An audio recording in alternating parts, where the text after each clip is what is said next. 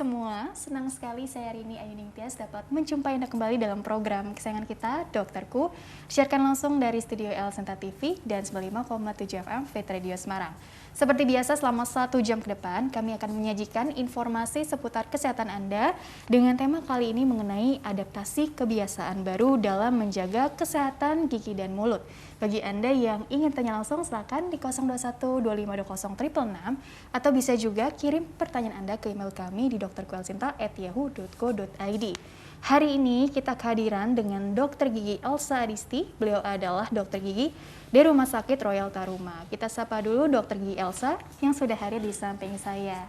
Halo Dr. Elsa, apa kabar? Baik. Udah lama ya dok ya nggak jumpa, gitu makin cantik aja Dr. Elsa. Dokter, hari ini kita kan mau berbincang-bincang gitu ya mengenai bagaimana sih adaptasi kebiasaan baru dalam menjaga kesehatan gigi dan mulut. Dokter, kalau menurut aku pribadi nih, sejak adanya pandemi COVID-19 ini kan ada hikmahnya juga gitu. Hikmahnya adalah orang-orang rata-rata jadi makin aware terhadap kesehatan fisiknya, mentalnya, termasuk juga kesehatan gigi dan mulutnya juga. Karena kan bisa dibilang mulut itu seperti yang kita ketahui ya secara umum, ini kan pintu masuknya kuman, bakteri, virus gitu ya. Jadi kita sekarang nih betul-betul ingin gitu ya menjaga kesehatan gigi dan mulut kita supaya kita terhindar dari bahaya apapun gitu ya dok ya. Tapi sebetulnya ini dimaksud dengan adaptasi kebiasaan baru gitu ya dalam menjaga kesehatan gigi dan mulut di tengah pandemi COVID-19. Mungkin ada penjelasan tersendiri Dokter Elsa. Oke, jadi di situasi saat ini memang awal-awal pandemik itu protokol kesehatan mulai digalakan, kemudian orang-orang juga yang awalnya ke dokter gigi itu dibatasi kasus-kasus emergensi saja, tapi saat ini tempat fasilitas kesehatan sudah dilengkapi dengan sudah sesuai dengan prosedur protokol kesehatan tersebut. Jadi kita sebetulnya tidak perlu khawatir untuk melakukan perawatan atau kunjungan ke dokter gigi, gitu. Tapi masih banyak juga orang yang lebih khawatir, kemudian akhirnya mengalami problem gigi dan mengatasinya sendiri, gitu. Mengatasinya dengan sendiri, bisa gitu ya. dengan obat-obatan ataupun dengan obat kumur atau yang lain-lain. Iya, jadi mungkin karena masih ada aja yang merasa khawatir kalau ke dokter gigi di tengah pandemi kita kan harus membuka mulut kita nih gitu kan kita harus pakai masker gitu ya. Dan itu takut resiko penularannya ini cukup tinggi lah karena kan melalui udara, droplet, aerosol, airborne gitu istilahnya kan macam-macam. Tapi sebetulnya tadi kan dengan standar protokol kesehatan yang sudah ada makin baik sekarang, kita harusnya nggak ragu-ragu lagi. Karena khawatirnya kalau menunda pemeriksaan, efeknya ini yang tidak baik begitu ya dok ya. Berarti kalau adaptasi kebiasaan baru khusus menjaga kesehatan gigi dan mulut. Kalau secara umum kan kita pakai masker, rajin cuci tangan, menghindari kerumunan gitu ya dok ya. Tapi kalau untuk kebiasaan baru di sini, maksudnya itu seperti apa sih dok? Ada perubahan lifestyle barangkali menyangkut ini? Ya, yang pasti untuk saat ini kita lebih menekankan pada preventif atau pencegahan dari timbulnya suatu penyakit dalam rongga mulut kita. Penyakit bermacam-macam, bisa saja tidak hanya gigi saja, tetapi mukosa dalam rongga mulutnya, gitu. Jadi semuanya harus sehat dalam kondisi yang sehat, gitu. Artinya kita harus menjaga kebersihan juga. Kebersihan mulut itu berpengaruh terhadap kesehatan juga secara keseluruhan. Jadi mengapa penting? Karena ini ya dok, ini terkait dengan menjaga imunitas tubuh kita secara keseluruhan juga gitu ya. Supaya tadi terhindar dari masuknya kuman, bakteri atau virus apapun gitu ya dok ya. Nah tadi dokter menarik deh, semua orang ini ingin jadi jauh lebih sehat, imunnya lebih kuat, terus tadi jadi self medication gitu ya dok ya. Atau mungkin cara membersihkan giginya ini jadi apa ya, mungkin lebih ekstra gitu ya, terlalu sering menggosok gigi atau apa, ternyata efek-efeknya juga menimbulkan permasalahan baru juga gitu ya dok ya. Mungkin yang bisa dibahas di sini barangkali gitu ya, kasus yang paling sering dokter temukan belakangan ini tuh apa ya dok ya? Sebetulnya banyak sekali orang yang akhirnya itu tadi enggan ke dokter gigi, akhirnya merasa nyaman dengan misalnya kondisi ngilu dia sikat gigi atau sikat gigi dengan kencang seperti itu dengan odol akan lebih katanya sih lebih fresh enak, gitu. lebih fresh gitu ya. Tetapi jika pola menyikat giginya salah, akhirnya yang ditemukan adalah gigi abrasi atau gusi iritasi, resesi. Akhirnya menimbulkan rasa ngilu juga. Gitu. Jadi seperti lingkaran gitu ya, Dok, Iya, ya? betul. Karena cara menyikatnya juga kurang tepat atau terlalu semangat ya, Dok, ya? Betul. Ternyata ada gigi abrasi gitu ya, Dok, ya? Tadi istilahnya apa sih gigi abrasi gigi ini? Abrasi ini adalah terkikisnya lapisan gigi akibat tekanan mekanis, misalnya seperti menyikat arahnya kurang tepat, kemudian terlalu kencang, menggunakan pasta gigi yang abrasif juga. Kemudian tidak hanya itu, jadi ada kebiasaan-kebiasaan mungkin menggigit-gigit pensil atau menggigit kuku seperti itu, atau membuka tutup botol dengan gigi, ataupun ada kebiasaan bruxism, jadi menggertakkan gigi seperti itu. Oh gitu ya. Jadi sebenarnya kalau dilihat-lihat secara lebih lengkap lagi gitu ya, karena memang kan tadi banyak juga yang mungkin tadi inisiatif menjaga kesehatan gigi mulut sendiri itu mungkin beli obat kumur gitu ya, Dok, ya. Kemudian dipakai hampir setiap hari kan. Dengar-dengar juga awal-awal juga seperti itu kan, untuk mencegah virus gitu kan. Kemudian juga mungkin anak kecil tadi yang punya kebiasaan baru juga, yaitu jadi lebih sering ngemil juga karena kan sekarang belajarnya ini di rumah gitu kan, online, daring gitu ya, Dok, ya. Jadi mungkin kebiasaan barunya juga ini mempengaruhi juga terhadap kesehatan gigi dan mulutnya juga ya. Ini mungkin dokter bisa kasih contoh juga nggak sih berdasarkan pengamatan dokter sehari-hari di ruang praktik? Oke, jadi memang apalagi anak-anak ya yang tadi sudah diinfokan untuk belajar di rumah, kemudian memilih snack yang akhirnya snack tersebut mungkin jadinya kurang sehat dan akhirnya bersifat bersifat kariogenik. Jadi artinya makanan tersebut mudah sekali membuat gigi rusak ataupun karies atau lubang gigi gitu. Nah, jadi makanan kariogenik istilahnya. Yang manis-manis, kemudian yang sticky, kemudian sering sekali untuk snack ya, sering sekali untuk snack tanpa membersihkan gigi dengan yang baik, kemudian sisa makanannya tertinggal, akhirnya kondisi dalam mulut asam dan merusak si lapisan gigi. Jadi memang ada ini ya, Dok, istilahnya makanan kariogenik ya, Dok. Iya, betul. Dimana ini sebetulnya untuk makanannya sendiri ya mungkin tidak menjadi masalah sebetulnya, Dok, ya, tapi karena mungkin dimakan terlalu sering, terus juga jarang juga membersihkan gigi juga, gitu ya, Dok. Jadi sifatnya tadi lengket, yang manis-manis tadi menempel dan lama-lama jadi merusak lapisan gigi, begitu ya, Dok, ya. Begitu ya. Nah, tapi sebetulnya gini, Dok, itu kan sama nggak sih, Dok, antara masalah gigi atau mulut gitu ya di anak-anak dengan orang dewasa gitu ya, karena kan pasti kebiasaan barunya juga beda dong antara anak-anak yang tadi belajar di rumah dengan yang mungkin kerja di rumah gitu. Faktor usia juga mungkin ada, kita nggak tahu ya ada penyakit-penyakit apa lagi juga gitu. Mempengaruhi juga nggak, Dok? Iya, yang pasti rongga mulut kita ini jika ada suatu penyakit sistemik gitu, dia akan menunjukkan tanda juga gitu. 90% penyakit sistemik itu bermanifestasi pada rongga mulut. Jadi biasanya terlihat dari oral hygiene juga. Misalnya pasien dengan kondisi diabetes mellitus yang oral hygiene-nya buruk seperti itu. Jadi diperlukan ekstra rutin pembersihan dan karena kalau tidak ya pasti mempengaruhi secara kesehatan secara keseluruhan. Mempengaruhi kesehatan secara keseluruhan gitu ya. Betul. Oke, Dokter, mungkin cukup dulu kali ya untuk segmen awal ini. Nanti kita lanjutkan kembali di segmen berikutnya. Ada slide lagi nanti ya, Dok, ya, bisa Dokter jelaskan lebih detail lagi seperti apa ya. Oke, pemirsa jangan kemana-mana, tetaplah bersama kami. Kami akan kembali sesaat lagi.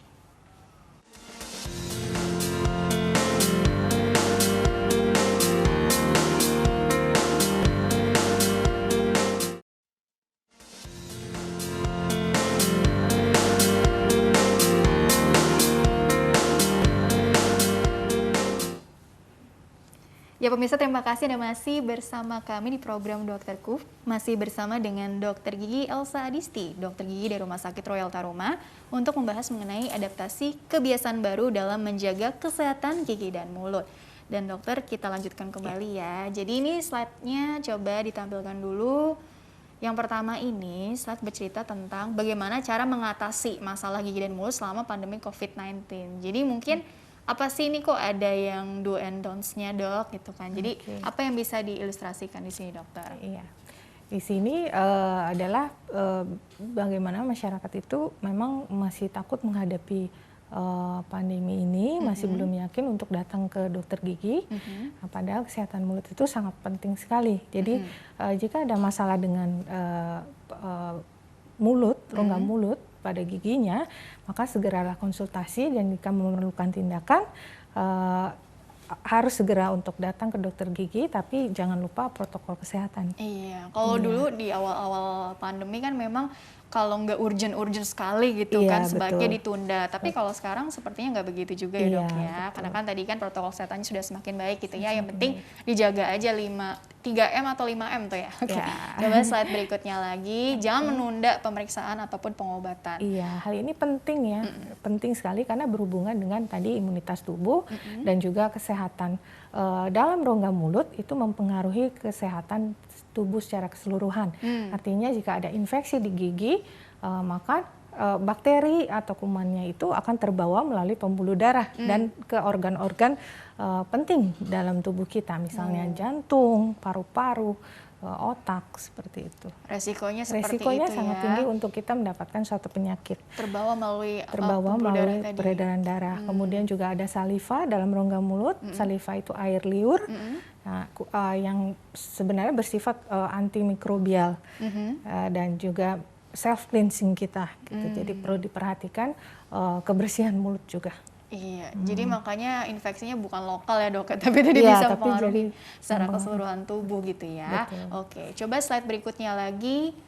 Pola sikat gigi yang kurang tepat barangkali dan juga nanti diet ini sendiri gitu. Maksudnya apa? Karena ini ada kasus yang tadi dokter bilang ya, gigi abrasi ya dok? Abrasi ya.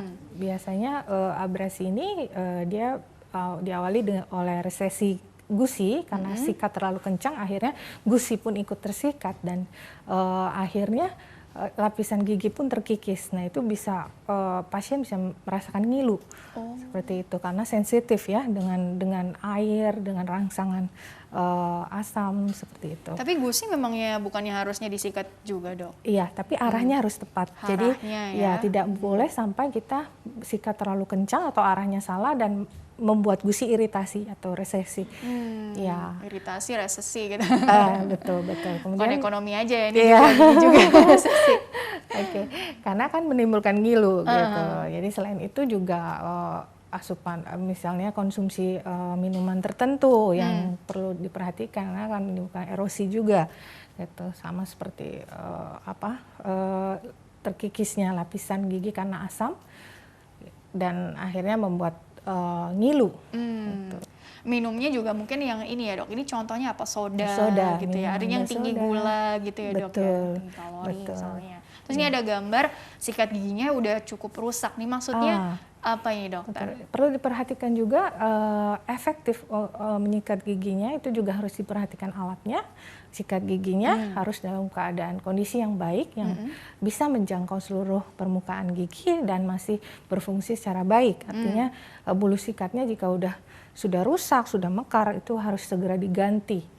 Berarti berapa bulan sekali tuh ganti rata-rata ya? Rata-rata 2-3 bulan sekali seperti itu. Gitu ya. Dan jangan lupa disesuaikan dengan kondisi mulutnya tadi ya. juga.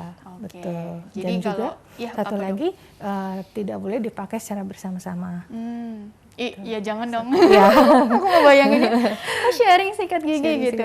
Geli deh. Oke, coba next slide. Jangan dipakai bersama-sama ya dong ya dok ya. Penggunaan obat kumur. Iya. Seperti tadi yang dibahas sebelumnya, ya obat kumur banyak sekali di pasaran. Jadi semua masing-masing punya kandungan yang berbeda-beda sesuai dengan efeknya. dan penggunaannya. Jadi jika kita ingin menggunakan obat kumur, sebaiknya konsultasikan secara lebih lanjut kepada dokter gigi, kemudian perhatikan aturan pemakaiannya, dan ya jika sesuatu yang digunakan secara berlebih dan tidak tepat aturan pakai, ya pastinya akan berefek pada kondisi rongga mulut juga, gitu. Misalnya adanya gambaran luka seperti chemical burn, seperti itu ya akibat penggunaan yang obat kumur yang tidak tepat ya. Gitu. Itu di area lidah atau di area lidah, langit-langit mulut, bibir juga bisa seperti itu. Penggunaan yang tidak tepat ya gitu ya. Jadi hati-hati juga nih, jangan sembarangan pakai juga ya. Iya betul, karena juga salah satu dalam rongga mulut ini kita juga punya bakteri yang baik. Artinya obat kumur itu digunakan tapi harus terjaga keseimbangan bakteri yang ada dalam rongga mulut juga. Gitu. Berarti anak-anak kalau untuk kumur-kumur tuh maksudnya pakai IART biasa ya dok ya, sekali lagi ditekankan seperti itu ya. Yang penting sikat gigi juga. Sikat giginya yang tepat, yang rutin gitu ya. Baik, coba slide berikutnya lagi. Tips menjaga kesehatan gigi dan mulutnya gitu ya. Bagaimana mempertahankan kualitas kehidupan kita juga dengan menjaga kualitas kesehatan gigi dan mulutnya dok. Betul, untuk mencegah masalah-masalah gigi yang lebih lanjut, maka kita harus memperhatikan kebersihan gigi dengan menyikat gigi yang lebih rutin dengan cara yang tepat, kemudian flossing, menggunakan dental floss. Dental floss ya, menggunakan dental floss di sela-sela gigi, karena kadang-kadang dengan sikat gigi kurang maksimal pembersihannya, seperti itu. Kemudian ada lagi untuk menghindari untuk menggertak-gertakkan gigi. Itu terkadang karena faktor psikis juga ya dok ya, anak-anak misalnya kan, orang dewasa juga beberapa juga kan banyak yang mengalami gitu ya. Jadi mungkin kalau yang itu pendekatannya kurangi stres juga gitu ya dok, kelola stresnya. Coba saat berikutnya lagi ada kunjungan ke dokter gigi. Nah, nggak usah takut atau menunda pemeriksaan ya dok ya. Mungkin udah nggak apa ya istilahnya, udah melakukan konsul online, tapi kata dokternya mungkin ini perlu tindakan segera. Jadi bagaimana dok kalau untuk sekarang nih? Gitu. Ya, kita memang takut jangan, tapi waspada harus. Jadi kita jika memiliki masalah kesehatan gigi yang sudah dikonsultasikan lebih lanjut dan memerlukan penanganan dengan segera, ya sebaiknya segera datang dengan mematuhi protokol kesehatan seperti itu. Iya, coba saat berikutnya lagi ada habis ya. Nah ini mumpung ada alat peraga gitu ya. Tadi dokter kan juga menyebut gitu di segmen awal dan segmen kedua juga ada abrasi gigi gitu ya. Jadi karena orang terlalu semangat gitu menggosok giginya dan caranya ternyata salah gitu ya, nggak tepat gitu ya. Jadi sebetulnya yang tepat seperti apa? Karena gusi kan juga sebetulnya juga perlu dibersihkan. Tapi seperti apa caranya juga dokter? Iya, memang teknik menyikat gigi itu harus kita perhatikan adalah seperti ini arahnya, yaitu searah dari gusi ke arah gigi. Merah putih gitu ya dok ya? Perlahan-lahan seperti ini, ya satu arah saja. Jadi tidak boleh seperti ini. Digosok karena, gitu ya, kanan kiri kanan kiri. Betul, karena tidak mengikuti alurnya, akhirnya gusinya juga ikut tersikat. Dan sisa makanan makin terjebak masuk ke dalam. Oh, makin terjebak gitu ya maksudnya. Jadi harus minimal 20 kali seperti itu. Kemudian maju lagi seperti ini. Gitu ya. Bagian belakang juga sama seperti ini. Sering kelupaan itu dok di area-area belakangnya. Kemudian permukaan kunyah juga seperti ini. Karena kan mungkin ada yang mual dok atau apa gitu, apalagi lokasinya mungkin kurang terjangkau. Iya gitu betul. Ya. Yang pasti harus betul-betul semua kena sikat. Ya, atas pun sama seperti ini. Langit-langit ataupun lidah juga ya dok ya. Langit ya, lidah juga kita bersihkan setiap hari. Intinya seperti itu, jadi dari arah yang merah ke putih gitu ya dok ya. Terus juga kalau kita gerakan memutar seperti ini. Ya. Kalau yang terselip gitu tadi pakai flossing tadi ya dok ya? Iya betul. Tadi ya dok ya. Betul. Berapa hari sekalinya sih sebenarnya, kan ada yang bilang habis sarapan gitu ya. Jadi mungkin atau sebelum tidur gitu. Tapi kalau yang sering snack ada snack time-nya tuh berkali-kali gitu gimana Dok? Apakah cukup dengan membersihkan kumur-kumur tadi aja atau bagaimana? Untuk yang sering makan snack biasanya kan pola tingkat keasaman dalam mulut ini cukup tinggi. Jadi sebaiknya untuk menetralkan ya dengan berkumur-kumur sering dengan air putih seperti itu. Kemudian sikat gigi minimal 2 kali sehari, pagi setelah sarapan, tetapi tidak langsung ya, misalnya ditunggu 30 menit sampai 40 menit seperti itu. Kemudian tujuannya apa Dok dikasih jarak seperti itu? Dikasih jarak karena tingkat keasaman dalam mulut kita setelah makan itu tinggi. Jadi kita harus menunggu supaya dia normal kembali atau netral kembali, baru setelah itu kita sikat gigi. Gitu ya penjelasan. Dan malam sebelum tidur juga jangan lupa. Oh iya, gitu ya. Pada prinsipnya seperti itu. Nah, dokter kita masuk ke pertanyaan dari email dulu ya. Ini pertanyaan dari email juga ini menarik-menarik. Nanti bisa dokter gali kembali gitu ya lebih detail lagi seperti apa. Bagi pemirsa yang ingin bertanya via email, silakan kirim saja pertanyaan ke email kami di drkuelsinta@yahoo.co.id. Format lengkapnya ada di bawah ini, nama, usia Anda atau usia anak Anda atau usia pasien yang ditanyakan serta tempat tinggalnya ya.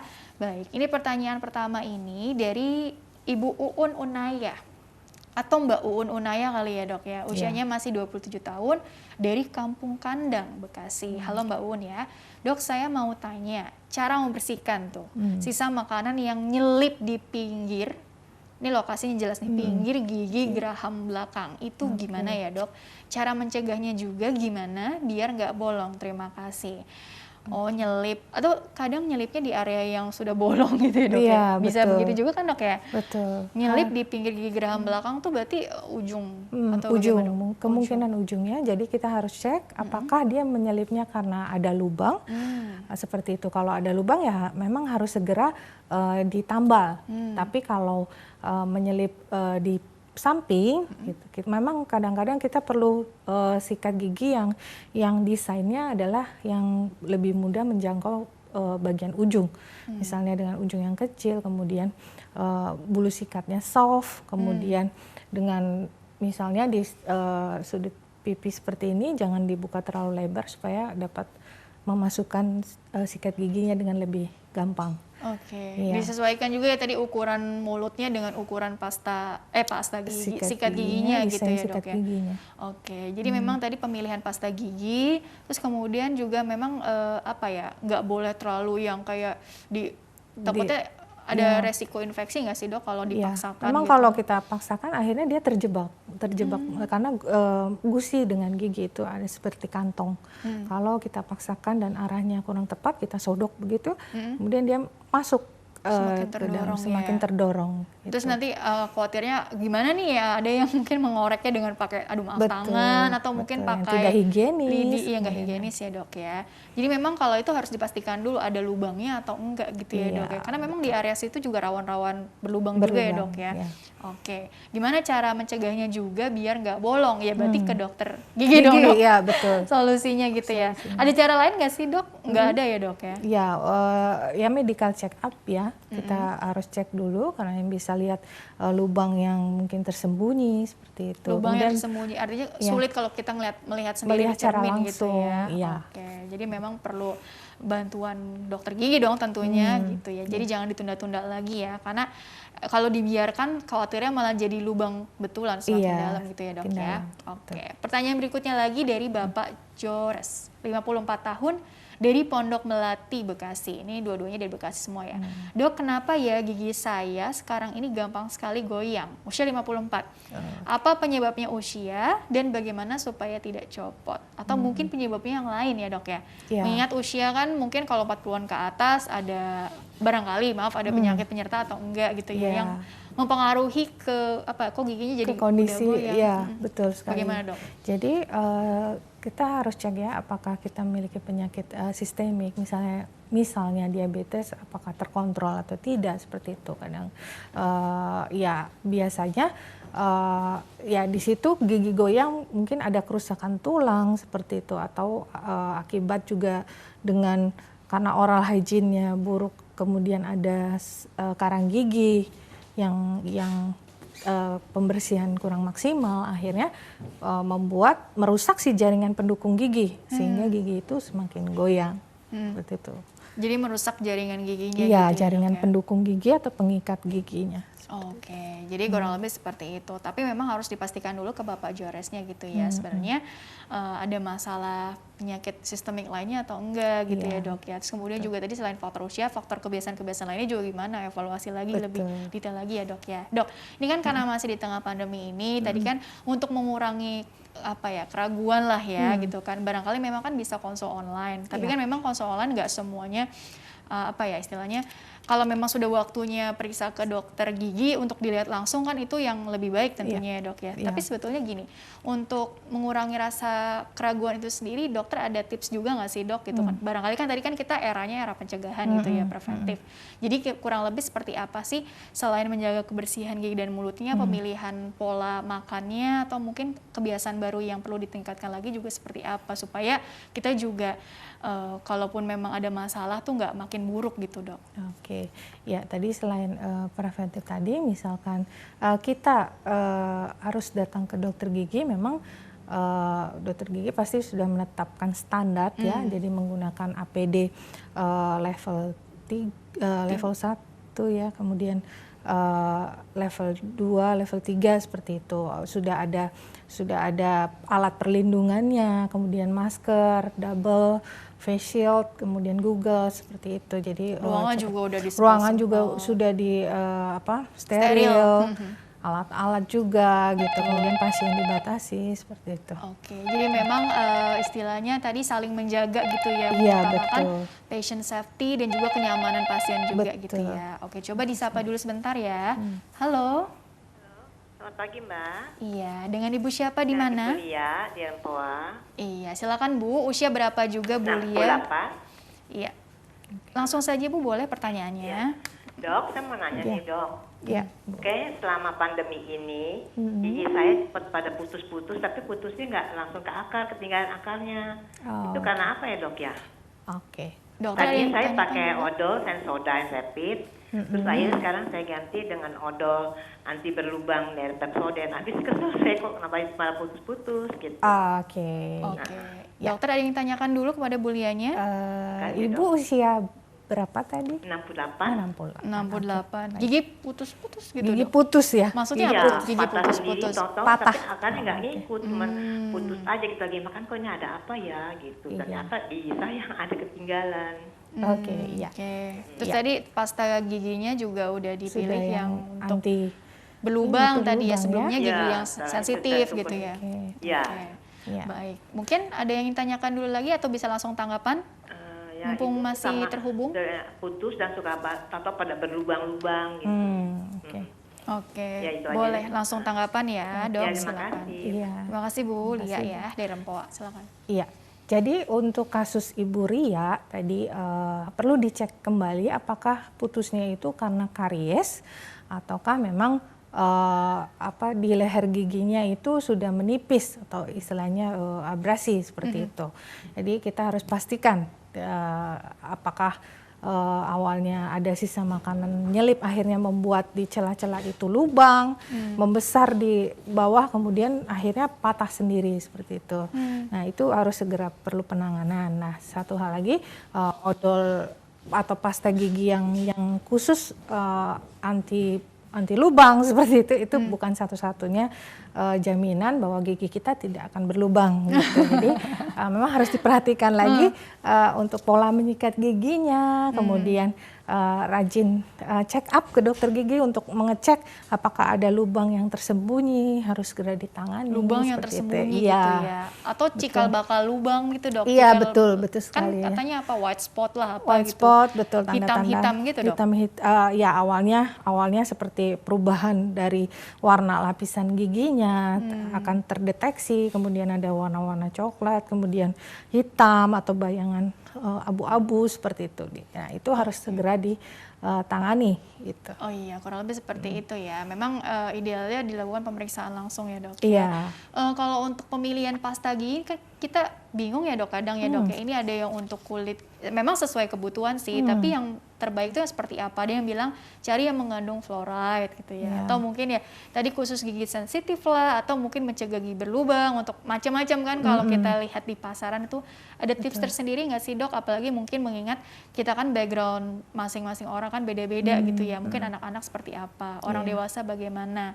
Tentunya juga ada tips-tips khusus tidak yang perlu diperhatikan sebagai orang tua ataupun untuk orang dewasa ke dirinya sendiri begitu dokter. Oke, jadi pemilihan pasta gigi juga harus diperhatikan penggunanya misalnya usia, sesuai dengan usia.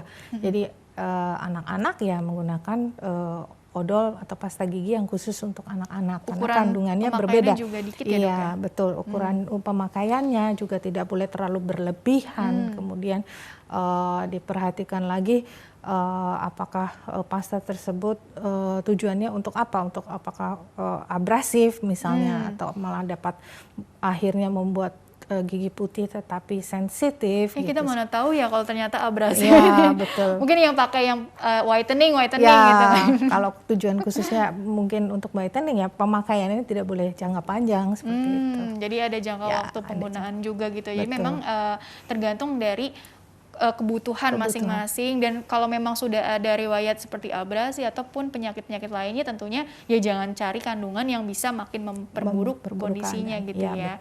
Oke, terus kemudian selain pemilihan pasta gigi, pemilihan sikat giginya, kemudian juga cara menyikatnya, kemudian kalau yang memang barangkali ini giginya ini sudah pakai gigi tiruan gitu ya kan, usia kan tadi kan penelpon juga usianya udah 60-an ya, 68. Kemudian ada pertanyaan juga dari usia yang 54. Itu mungkin juga ada kaitannya juga nggak dok? Iya, pastinya ada. Iya. Oke, coba disapa dulu lagi ya penelponnya ya. Baik, halo, dengan siapa, di mana? Silakan Bapak. Iya, Pak, siapa Pak? Ya. Silakan langsung saja, namanya, usianya, dari mana, dan pertanyaannya langsung. Oh iya, nama saya Riwan. Tinggal di Kabupaten Tangerang. Saya, selamat pagi dok. Saya mau tanya dok. Saya kan udah pernah ke dokter periodontido untuk scaling. Setelah scaling kan udah bersih dok giginya. Tapi sekarang kok karang giginya itu tumbuh lagi ya dok ya. Oke. Usia berapa Pak? Ya, dok? Terus ada itu ada odol yang katanya itu anti plak itu untuk bisa menghilangkan karang gigi, itu benar nggak ya dok? Oke. Usia berapa? Dok, selamat pagi. Usia ya sudah ditutup ya. Oke. Baik, sudah pernah scaling tapi karang giginya kok ada muncul lagi ya. Memang pembersihan karang gigi itu harus dilakukan rutin ya, dan misalnya pembentukan dari si karang gigi sendiri itu sebenarnya cepat ya. Jadi mulai berawal dari sisa makanan yang nyelip, mungkin di tempat-tempat tertentu yang kita lihatnya bersih-bersih aja, tapi ternyata di situ menumpuk sekali banyak plak yang akhirnya menjadi matang, kemudian keras, mengeras juga plak ya, karang gigi menjadi karang gigi gitu. Jadi kalau masih berupa plak mungkin kita masih bisa sikat dan hilang, tapi kalau sudah berupa karang gigi keras, kita harus datang ke dokter gigi untuk melakukan tindakan pembersihan karang gigi atau scaling tadi gitu. Jadi harus diperhatikan lagi apakah ada tempat-tempat tertentu yang di giginya yang sulit untuk dibersihkan, gitu ya, harus penggunaannya harus dental floss juga, kemudian diperhatikan betul-betul cara sikat giginya seperti itu. Jadi memang walaupun udah scaling tapi karang gigi itu memang cepat ya dok, memang cepat terbentuknya. Jadi untuk mencegahnya yaitu kita lakukan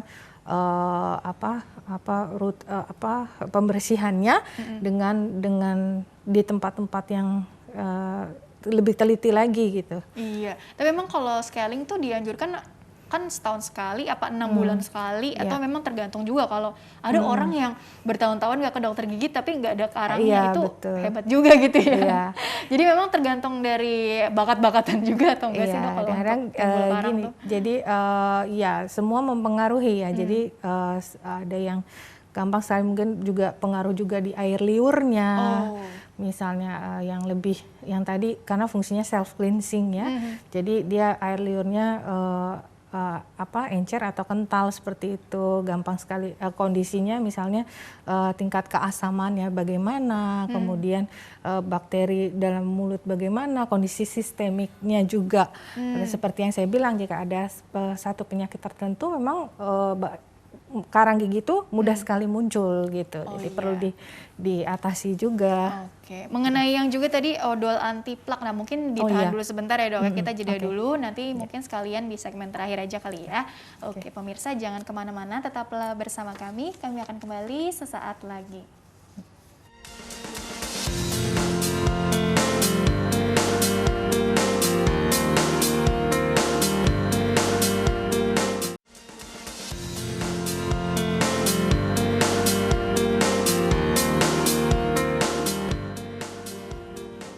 Ya pemirsa, terima kasih Anda masih bersama kami di program Dokterku, masih membahas mengenai adaptasi kebiasaan baru dalam menjaga kesehatan gigi dan mulut bersama Dr. Gigi Elsa Adisti, dokter gigi dari Rumah Sakit Royal Taruma. Dan Dr. Elsa dilanjutkan kembali.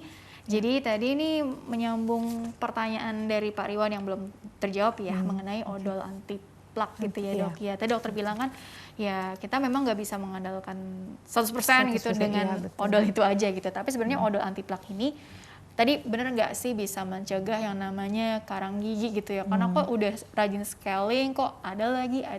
Jadi mungkin kebiasaan apa saja yang juga perlu diperhatikan untuk mencegah terjadinya karang gigi juga gitu ya Dok ya? Silakan. Jadi ya tidak bisa kita mengandalkan 100% odol ya. Odol tersebut adalah untuk sebagai tambahan untuk menunjang membuat gigi kita ada asupan mineral-mineral tertentu yang dalam kandungan odol tersebut untuk memperkuat gigi kita seperti itu. Dan juga perlu diperhatikan juga kebersihannya tadi, yang utama adalah kebersihan sisa makanan yang menempel harus segera dibersihkan dengan menggunakan dental floss gitu. Kemudian pembersihan yang adekuat lah, seperti itu. Kalau kebiasaan ini nih yang habit-habit yang perlu kita evaluasi lagi Dok, misalnya pola makan atau mungkin kebiasaan apa sih yang ternyata berperan juga nih untuk terbentuknya plak atau nantinya karang gigi gitu. Misalnya ada ini tadi ada asupan misalnya minum alkohol seperti itu, akhirnya membuat mulut kita kering, padahal self cleansing kita itu dari saliva atau air liur ya, itu seperti itu. Dan juga merokok seperti itu, yang kebiasaan tertentu yang akhirnya membuat kondisi mulut kita menjadi lebih rentan untuk karang gigi itu muncul.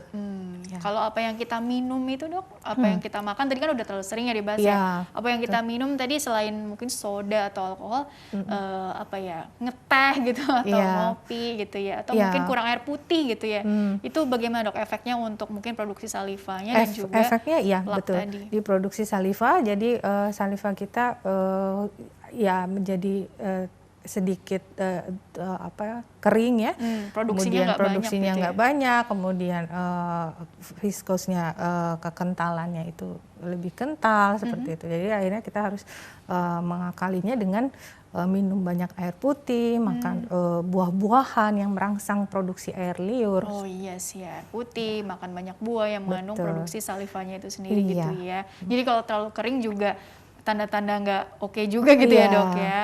Kalau yang sampai bau mulut gitu, itu berarti memang ada penyakit juga ya Dok ya, yang perlu dievaluasi lebih lanjut lagi. Jadi karena kita harus melihatnya secara menyeluruh gitu ya, ada keluhan apa sih di kondisi kesehatan gigi dan mulut kita. Syukur-syukur kalau memang tadi sudah rutin melakukan pemeriksaan gitu ya Dok ya. Oke. Nah Dok, buat yang khusus nih, mungkin teman-teman di luar sana yang sudah pakai, gigi tiruan gitu, atau gigi palsu gitu ya Dok ya. Karena kan nggak semuanya kondisi giginya ini masih oke gitu ya Dok ya, sehingga ini perawatan ekstranya juga seperti apa sih, apalagi di adaptasi kebiasaan baru ini, apa yang perlu ditambahkan lagi dokter edukasinya? Ya, jadi untuk yang memakai gigi tiruan lepasan seperti itu misalnya, ya kita perlu membersihkannya juga. Jadi tidak hanya gigi yang kita bersihkan, tetapi juga gigi tiruan tersebut. Karena gigi tiruan tersebut kalau sudah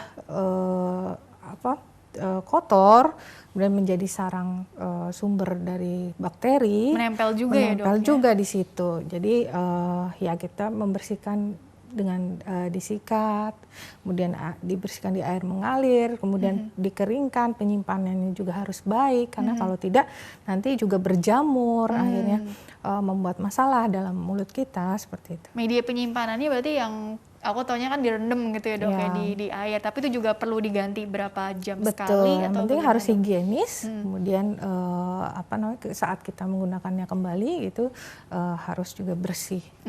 Jadi jangan mentang-mentang ini gigi tiruan yang misalnya lepasan gitu ya dok ya, terus ya udah gitu, padahal kalau masuk ke mulut kita juga sama. Nempel juga gitu ya kotorannya seperti itu ya dok ya. Oke, baik dok. Kalau untuk tips lain apalagi ya dok ya? Tadi kan untuk scaling tadi alhamdulillah ada yang telepon tadi kan juga bilang saya alhamdulillahnya rutin scaling gitu ya dok ya. Terus kemudian kalau untuk secara umum kalau untuk medical check up di bagian gigi gitu ya, memang kalau di tengah pandemi ini disarankan lebih sering gitu, mungkin 3 bulan sekali atau bagaimana ya dok ya? Memang ya kontrol rutin kalau saran kita setahun 2 kali ya, 6 bulan sekali, artinya kita general check up untuk melihat kondisi gigi kita bagaimana. Mencegah gitu, kan? Mencegah jika ada tindakan misalnya pembersihan karang gigi, kemudian ada penambalan segera dilakukan gitu. Untuk mencegah masalahnya bertambah lebih berat supaya gitu. Nggak jadi lebih supaya buruk. nggak jadi lebih berlubang, lebih infeksi yang membahayakan kesehatan akhirnya. Iya, karena kalau datang-datang sudah ada komplikasi, biasanya komplikasi yang paling dikhawatirkan tuh apa sih dok? Apa mungkin copot sebelum waktunya gitu kan, sayang banget misalnya usia muda tapi giginya udah bermasalah, copot-copot, atau mungkin kalau masih kecil kan masih ada nanti ganti gigi pengganti gitu ya dok ya. Tapi sebetulnya bagaimana itu dokter kalau untuk menghindari komplikasi yang paling ditakutkan tuh sebetulnya juga apa sih dari kondisi gigi dan mulut kita secara menyeluruh nih? Iya, sebenarnya ya itu tadi pola sikat gigi harus kita perhatikan, pola makan pun juga harus kita perhatikan. Banyak sekali nutrisi-nutrisi yang penting untuk kesehatan gigi kita gitu ya, vitamin pasti kalsium, kemudian fosfor, kemudian fluoride seperti itu dalam jumlah tertentu seperti itu. Iya, dan bisa kita dapatkan dari makanan-makanan seperti daging, ikan, sayur-sayuran seperti itu. Intinya sih memang tadi dikurangi juga yang tadi makan mengandung kariogenik ya istilahnya dok ya. Terus artinya bukan berarti nggak boleh, mungkin untuk anak-anak nanti protes lagi. Tapi bagaimana tadi rutin membersihkannya aja gitu ya dok ya. Kemudian juga jangan lupa rajin-rajin juga tadi kontrol gitu ya, walaupun di tengah pandemi juga. Oke dokter, karena waktunya juga yang terbatas kali ya. Jadi kesimpulan barangkali yang bisa dokter Elsa sampaikan mengenai tema hari ini yaitu adaptasi kebiasaan baru dalam menjaga kesehatan gigi dan mulut. Ya, silakan saja untuk kita semua ya dok ya. Iya, jadi untuk situasi pandemi ini menjaga kesehatan gigi dan mulut adalah penting untuk dilakukan. Salah satunya adalah menjaga kebersihan mulut dengan memperhatikan pola sikat yang benar, pemilihan sikat gigi yang baik, juga rutin check up ke dokter gigi untuk dilakukan screening dan masalahnya supaya dapat ditangani lebih cepat dan karena jika kita biarkan bisa berbahaya untuk kesehatan tubuh secara keseluruhan. Iya, jangan menunda pemeriksaan, jangan menunda pengobatan, jadi tetap rutin tadi ya berobat dan juga jaga kesehatan gigi dan mulut kita di rumah juga gitu ya. Oke dokter Elsa, terima kasih telah berbagi ilmunya di sini. Mudah-mudahan membawa banyak manfaat untuk orang banyak. Sukses selalu untuk dokter Elsa ya. Oke, dan pemirsa terima kasih juga Anda telah mengikuti program ini. Saya Rini Ayuning Tias beserta seluruh kru petugas mohon undur diri dari hadapan Anda. Sekian dan sampai jumpa.